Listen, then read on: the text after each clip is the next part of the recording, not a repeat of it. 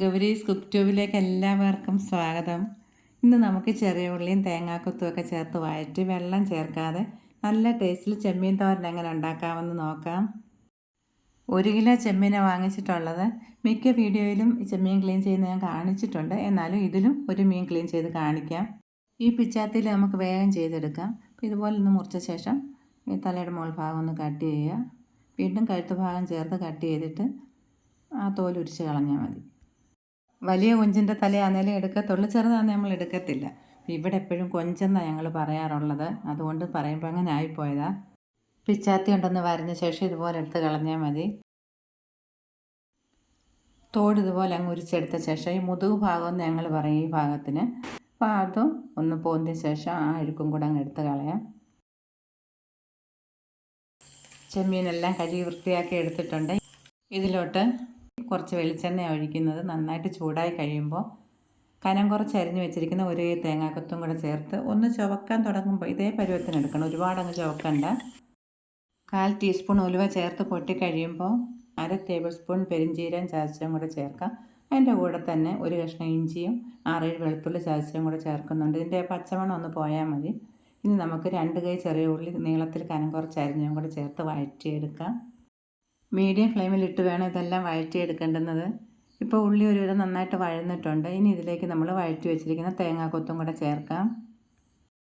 മസാലകളൊക്കെ ഇനി ഇതിലേക്ക് ചേർക്കാം. 1/2 ടീസ്പൂൺ മഞ്ഞൾപ്പൊടി, മല്ലിപ്പൊടി 1/2 ടീസ്പൂൺ, കുരുമുളക് പൊടിച്ച 1/2 ടീസ്പൂൺ, 1 ടേബിൾ സ്പൂൺ കാശ്മീരി മുളക് പൊടി. ഈ മസാല നല്ലപോലെ ഒന്ന് ഇളക്കി കൊടുത്താൽ മതി. ഈ ചൂട് കിടന്ന് മൂത്തോടും. 1 ടേബിൾ സ്പൂൺ ഉപ്പുപൊടിയാണ് ചേർത്തത്. ഈ ചെമ്മീനും കൂടി ഇതിനകത്തിട്ട് മസാലയായിട്ട് നന്നായിട്ടൊന്ന് യോജിപ്പിച്ചെടുക്കണം. നമ്മൾ വെള്ളം ഒഴിക്കുന്നതേ ഇല്ല, ഈ ചെമ്മീനിലുള്ള വെള്ളം ഇറങ്ങിക്കോളും. ഇപ്പോഴും ഫ്ലെയിം കുറച്ചേ വെക്കാവും. നമ്മളിതിൽ വെള്ളം ഒന്നും ഒഴിച്ചിട്ടില്ല. 10 മിനിറ്റ് ഒന്ന് അടച്ച് വെച്ച ശേഷം തുറന്ന് നോക്കാം. 10 മിനിറ്റ് കഴിഞ്ഞപ്പോൾ നോക്കിക്കേ, ചെമ്മീനിലുള്ള വെള്ളം എല്ലാം ഇറങ്ങിയിട്ടുണ്ട്. നമ്മൾ വെള്ളം ഒഴിക്കേണ്ട ആവശ്യമില്ല, ഇതിൽ തന്നെ കിടന്നത് വെന്തോളും. ഇനി തേങ്ങ ചതച്ച് ചേർക്കാം. തേങ്ങയുടെ കൂടെ കുറച്ച് മഞ്ഞൾപ്പൊടിയും അതുപോലെ കുറച്ച് മുളക് പൊടിയും കൂടെ ചേർക്കാം. 2 പച്ചമുളകും